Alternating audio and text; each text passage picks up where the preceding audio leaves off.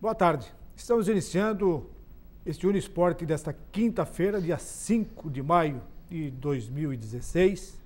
E, lógico, que tivemos ontem uma rodada recheada de emoções. E nessa rodada, muitas surpresas. Até que pensava assim, esse jogo é fácil, esse jogo é mole, esse jogo é difícil, esse jogo está resolvido.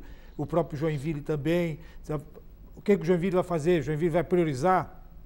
Vai tirar os seus jogadores, vai brigar pela sequência na Copa do Brasil.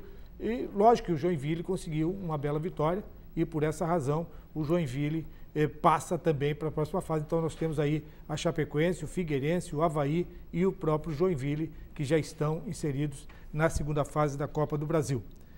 E vamos fazer uma análise aqui, juntamente com o Kaká, que hoje estará conosco, a respeito da Taça Libertadores, os resultados que aconteceram ontem.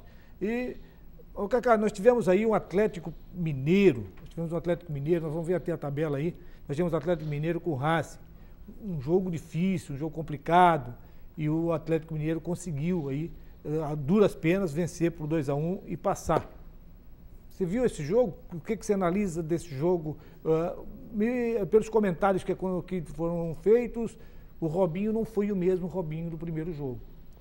Robinho não foi o mesmo do primeiro jogo, mas teve o Lucas Prato que se superou, né? O Lucas Prato que ainda acabou perdendo um pênalti e o Atlético Mineiro no sufoco conseguiu a classificação. O detalhe foi o seguinte, a diferença entre o Atlético Mineiro e Racing e o Corinthians e Nacional, porque tiveram o mesmo placar no primeiro jogo, no jogo de ida, 0-0, é que o Corinthians foi inferior ao Nacional, inferior à campanha na Libertadores lá, e o Atlético Mineiro jogou mais bola e poderia ter vencido o Racing lá na Argentina.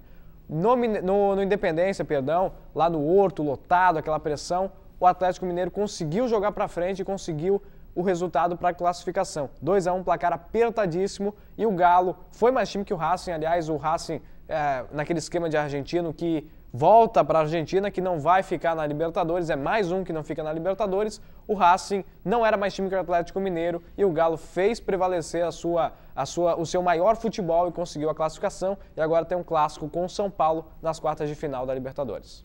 E já falando em São Paulo, nós tivemos aí o resultado do São Paulo, que perdeu para o Toluca. Ele meteu uma goleada lá, aqui, né? Meteu aqui, fez o resultado, mas lá ele tomou de 3-1. Para mim foi surpresa. E para você? Foi surpresa porque o Toluca não é esse grande time para meter 3 no São Paulo. O problema do São Paulo é o goleiro, que é o Denis, que é muito cobrado de todo mundo, do próprio time. O Denis sofre uma pressão enorme no gol do São Paulo. E o primeiro jogo de 4-0 já dava o São Paulo como classificado. Eu falei 99,9% de chance de se classificar. Era muito difícil o São Paulo não passar para a próxima fase, mas o detalhe era que o São Paulo provavelmente não venceria a partida para chegar aí às quartas de final com uma boa campanha. O São Paulo não venceu fora de casa na Libertadores e até então não tinha perdido. 4 empates, lembrando aquele Trujillianos na fase preliminar, fase de grupos também 3 empates, e o São Paulo perdeu pela primeira vez fora de casa na Libertadores. O tricolor paulista tem o Morumbi e o Edgardo Balsa como trunfos para chegar longe nessa Libertadores. Esse confronto entre São Paulo e Atlético Mineiro, eu acho que pode pintar o campeão de quem passar para a semifinal. São dois times muito fortes, os melhores brasileiros na Libertadores, com 2 técnicos de ponta, o Diego Aguirre do Galo e o Edgardo Balsa do tricolor paulista também. Então eu acho que são os mais fortes da Libertadores. Infelizmente vão se matar e só um vai passar para a semifinal. Pelo menos seremos um brasileiro na semi garantido, né? Então você está colocando de que o vencedor entre Atlético Mineiro e São Paulo são, na sua ótica, na sua visão, os fortes candidatos à conquista do título? Principalmente porque os argentinos estão muito abaixo nessa Libertadores. Ontem, por exemplo, o River Plate foi eliminado pelo Independiente del Valle, perdeu o primeiro jogo por 2-0 e no Monumental venceu por apenas 1-0. O gigante River Plate, o atual campeão da Libertadores, está fora da competição. Então, eu acho que a Libertadores está um pouquinho mais fácil do que nos últimos anos.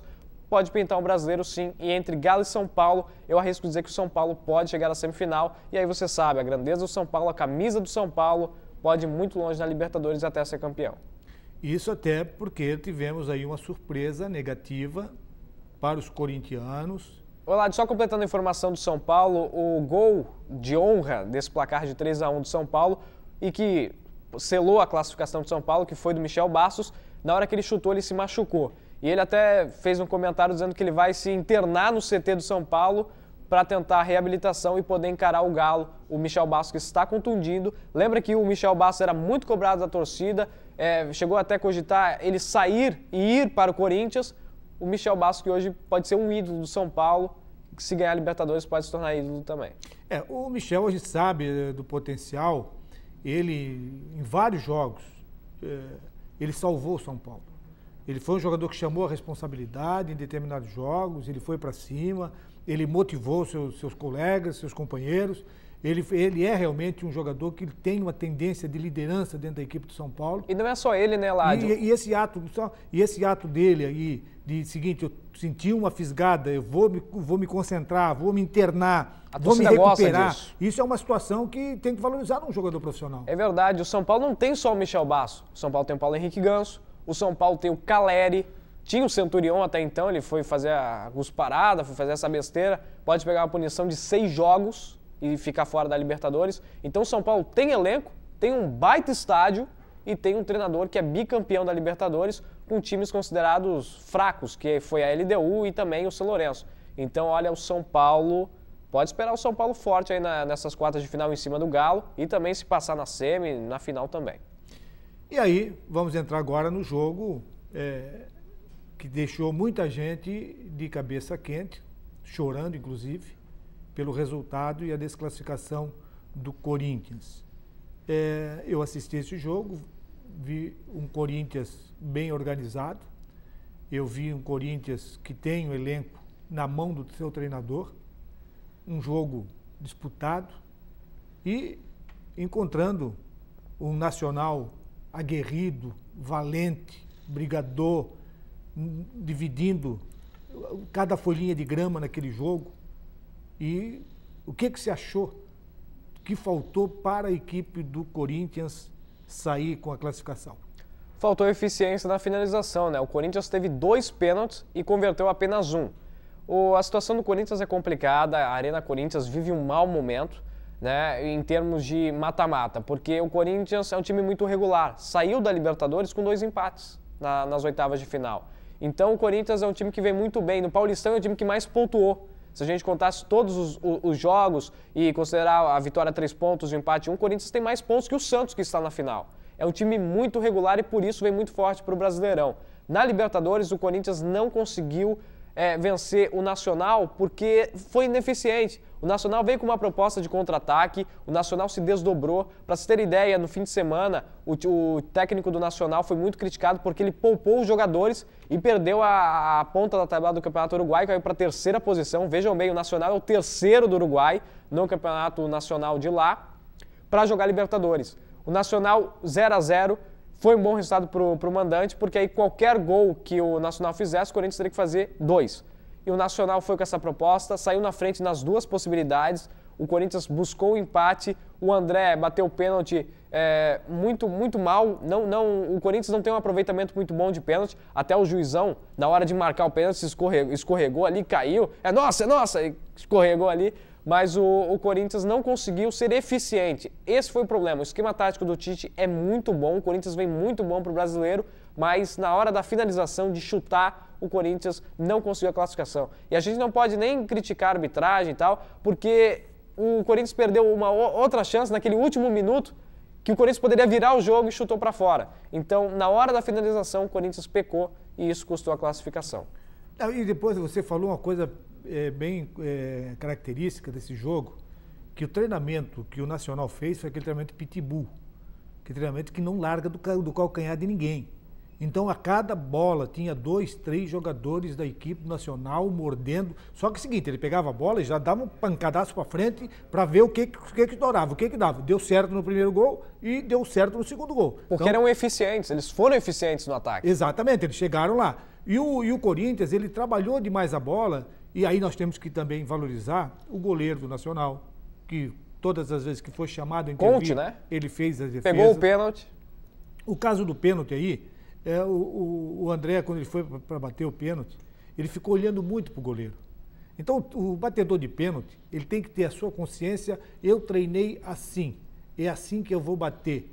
Hoje eu vou bater no canto esquerdo com velocidade, hoje eu vou bater no canto direito com velocidade.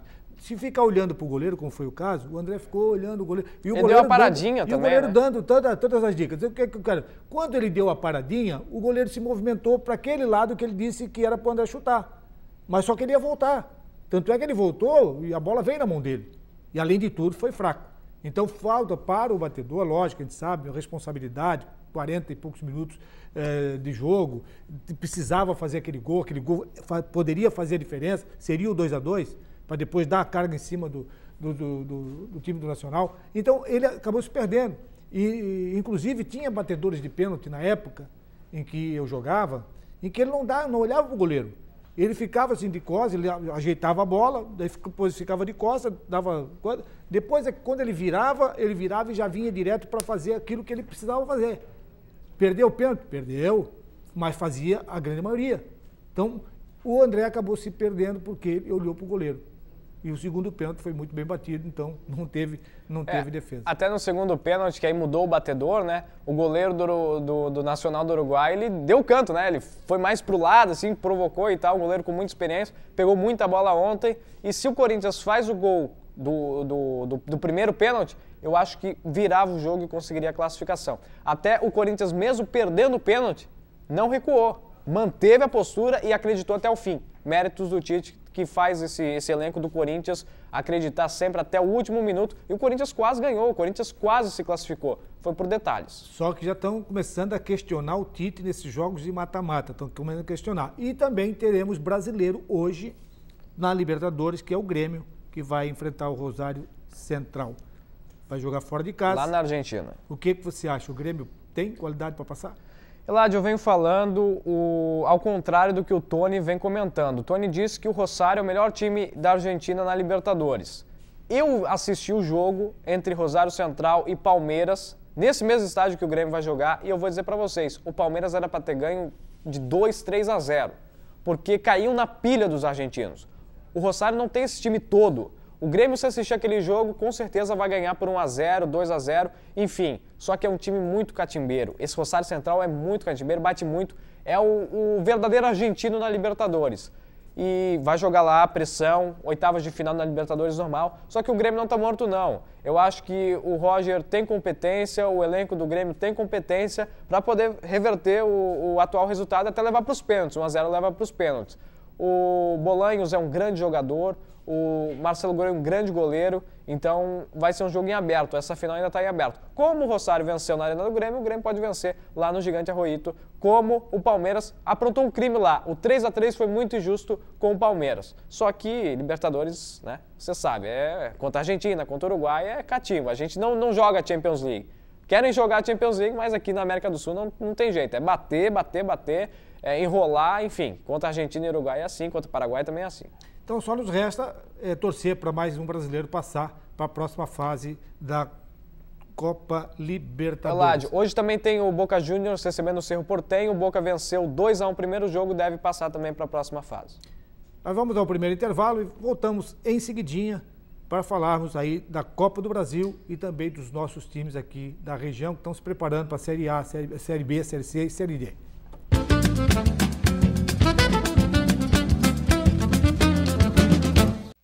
Estamos de volta e esse segundo bloco tem apoio do Restaurante Paraty, a sua casa fora de casa, servindo almoço de segunda a sábado e com uma grande variedade de carnes e saladas. Fica ali na Avenida 7 de Setembro, na esquina do Centro Comercial Marcílio Dias. E falar de Marcílio Dias, na Copa Santa Catarina, o Cacá trouxe a informação de que houve uma solicitação e uma transferência do jogo do Marcílio Dias contra a Chapecoense. O jogo estava programado para domingo, agora dia 8, foi transferido para quarta-feira, dia 11. Dia 11, dia importante nacional. E o Marcílio Dias vai enfrentar a equipe da Chapecoense. Às 8 horas da noite, 8 horas da noite? Exatamente. Para concorrer mesmo com a decisão lá do vai ser apertado. O Marcílio concorre contra as finais dos estaduais, contra a situação política. E adiaram então aí para dia 11, 8 da noite, Marcílio Dias e Chapecoense. Seria no domingo, agora quarta-feira à noite. Tá, então agora nós vamos analisar aqui a participação do Joinville e também os jogos que aconteceram na Copa do Brasil. Vamos botar a tabela ali para nós só reprisar aqui a Copa do Brasil. Nós temos na Copa do Brasil a Ferroviária. Ficou 3-3 esse jogo. Ficou 3-3. Estava 2-1, ficou 3-3. E o Joinville venceu a equipe do Comercial do Mato Grosso e o Fortaleza... É que está ao contrário. O Fortaleza venceu 2-1 o Flamengo e a Ferroviária empatou em 3-3 com o Fluminense. Então tá aí a correção então feita nessa classificação. E o que você me fala do Flamengo, rapaz? Pois é, o detalhe do jogo é que o Guerreiro voltou a marcar, né? Tava no jejum de gols, fez um golaço, matou no peito, chutou, fez um golaço aí pro Flamengo, só que perdeu pro Fortaleza 2-1. Mais uma derrota do Flamengo no Nordeste. O Flamengo não se dá bem no Nordeste. Ou ele quer fazer o segundo jogo?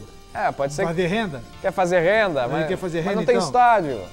Tá complicada a situação no Rio de Janeiro. Não, mas né? daí ele muda, vai jogar lá na... pode jogar no Mané Garrincha, vai... Arena Pantanal, Arena da Amazônia, tem um monte de arena para jogar e encher o estádio, porque o Flamengo enche o estádio do sul ao norte do país. Só que o Flamengo perdeu para um time de Série C de Campeonato Brasileiro, o Fortaleza vencendo por 2-1, também foi golaço do Fortaleza. Um jogo interessante, o Flamengo tem tudo para passar de fase. O Flamengo com esse gol fora de casa, que foi importante, 1-0 no Rio, em São Paulo, no Amazonas, passa de fase tranquilo, o Flamengo tem bem mais time. Detalhe, Guerreiro voltou a marcar, isso é bom pro Flamengo. Depois de um longo jejum, hein? Jejum. O detalhe é a paciência com o Muricy, né? Porque o Muricy já não foi bem na Primeira Liga, foi eliminado no Carioca. E aí? Quando é que o Muricy vai começar a mostrar bons resultados? O Campeonato Brasileiro está chegando, se o Flamengo não arrancar, a situação do Muricy começa a complicar, hein? Lamentavelmente, Cacá, é o caso que eu falei no primeiro bloco, que hoje já estão cobrando do Tite que o Corinthians ele não está conseguindo resultado nos mata-mata. Ele tem conseguido ao longo do campeonato, um campeonato mais longo, ele tem conseguido uma grande vantagem, como aconteceu na Libertadores, foi uma equipe de melhor campanha na Libertadores, e o Corinthians acabou sendo eliminado. Então, a cobrança dos treinadores, ela passa a ser uma cobrança meia pesada, tem que dar tempo ao tempo.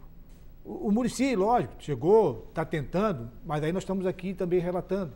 Qual é o problema? O Guerreiro também estava com falta de qualidade, falta de definição, falta de gol. E o treinador, ele depende de montar o seu esquema, definir a sua equipe, mas o atleta tem que fazer a sua parte. O atleta tem que, na hora da definição, que o Guerreiro é um jogador que foi contratado para ser o matador. A peso de ouro. Para ser o matador. Então, tem que se pesar na balança tudo isso. Qual é o comportamento do grupo? Tem problema no grupo? O Muricy não está conseguindo ter o grupo na mão? Aí são detalhes que têm que ser analisados. O que eu ouço mais dos meus amigos flamenguistas é que o Flamengo não tem zaga. A zaga do Flamengo é um horror, é a maior reclamação. O meio de campo, será que o meio faz chegar a bola no Guerreiro também? Porque o Guerreiro é o centroavante, é o cara que mata... É o comportamento geral do clube, da equipe. E aí, será que trocar de treinador também, tirar o Muricy, que é um treinador experiente, talvez um dos melhores do Brasil, vai botar quem também no lugar do Muricy? E será que o problema é o treinador? Porque o elenco do Flamengo é fraco. O elenco dos 4 grandes do Rio é fraco. Por incrível que pareça, o melhorzinho é o Vasco que está na Série B. Mas aí nós temos que ver o seguinte.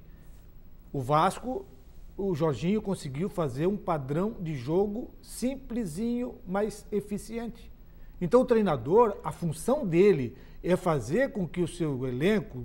Qual a qualidade que eu tenho? Eu tenho uma qualidade de matador, então eu vou matar. Só lembrando que até o Jorginho encaixar no time do Vasco e pegar essa sequência invicta, o Vasco passou por maus bocados na Série ano passado. O Eurico até deu uma declaração dizendo que comigo tem planejamento, tanto é que o Vasco perdeu de 6-0 no Beira-Rio para o Internacional e mantiveram o Jorginho. Então é questão também de paciência com o treinador, de planejamento, só que os times do Rio não têm grana, e não tem elenco. Esse é o grande problema que vai acontecer de 2016 a 2017 até 2018 na Copa do Mundo. Nós vamos ter muita coisa a refletir com relação à grana, comportamento, vai lá aquele negócio do Profut também vem aí para complicar o ano de 2017. Tudo isso aí são assuntos futuros que a gente já está começando a esquentar a ponta da orelha. O Eladio, só rapidinho, no jogo do Fluminense, o Fred marcou 2 gols, o Fluminense ia matar o jogo de volta, a Ferroviária cresceu, virou 3-2 e o Magnato empatou para o Flu 3-3, um jogo também interessante. Ferroviária e Fluminense, a Ferroviária que quase passou para as finais do Paulistão, é um time encaixadinho, só que não está com os mesmos jogadores da fase do Paulistão, mas a Ferroviária aprontou para cima do Tricolor também. E o nosso Joinville?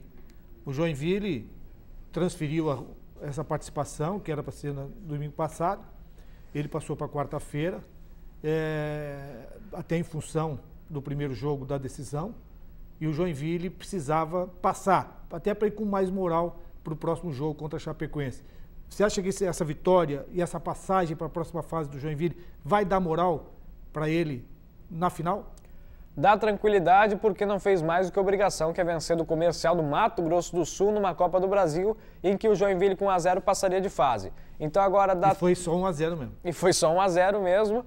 O Joinville, que agora pensa na final do Campeonato Catarinense, eu acho que a Chapecoense é favoritíssima para ganhar o título, deve vencer na Arena Condá também, só que o Jack agora tem aí sexta, hoje, tem sexta, sábado para se concentrar para a final do Campeonato Catarinense, que é bucha para o Joinville. O Joinville vai ter que jogar bola. Nem tem, ele já pega o aviãozinho, já pega o voozinho, já vai para o Chapecó, vai estar ali naquela região ali, vai ter que treinar naquela região lá, já vai perder Perde mais tempo ou 2 ainda, dias né? de treinamento. A Chapecoense vai ter mais tempo de se preparar, mais tempo de chegar. Uma semana com muita tranquilidade para a Chape se concentrar para essa final, que deve ganhar, sim, a 5ª estrela do Campeonato Catarinense. E falando aqui dos nossos clubes que estão se preparando para a Série C e Série B do Campeonato Catarinense, na Série B, o Marcílio Dias é uma incógnita, ninguém sabe absolutamente nada do Marcílio Dias, por mais que você procure no site do clube, que você procure informação, você não consegue encontrar. E o Litoral Barroso já tem aí algumas parcerias. Você tem alguma novidade do Litoral Barroso? A confirmação de que o Barroso fechou parceria com o Coritiba aí, parceria de Verdões, né? O Coritiba vai ceder alguns jogadores ao Barroso Litoral Barroso, jogadores das categorias de base, que já têm idade, que não se encaixam, devem vir jogar a Série B do Campeonato Catarinense e já tem até amistoso marcado, Eladio Cardoso. Tá, mas nessa parceria, vai ser uma parceria total ou parcial? O Coritiba vai ter alguma participação aqui dentro na administração da equipe, ou o Coritiba vai ceder alguns jogadores para o Litoral, formar o elenco para disputar a 2ª divisão? Até então deve emprestar jogadores para compor o elenco do time do Barroso, que é interessante também. A gente tem que ver que o Coritiba é formador de atletas, é formador de jogadores e que poderiam agregar aí ao time do Barroso, que já tem lá o pessoal do Sul Mato Grossense, de outros times também aí do Brasil, o Barroso com planejamento e com um patrocinador também de peso para essa Série B do Campeonato Catarinense. Só a data do amistoso, dia 2 de julho.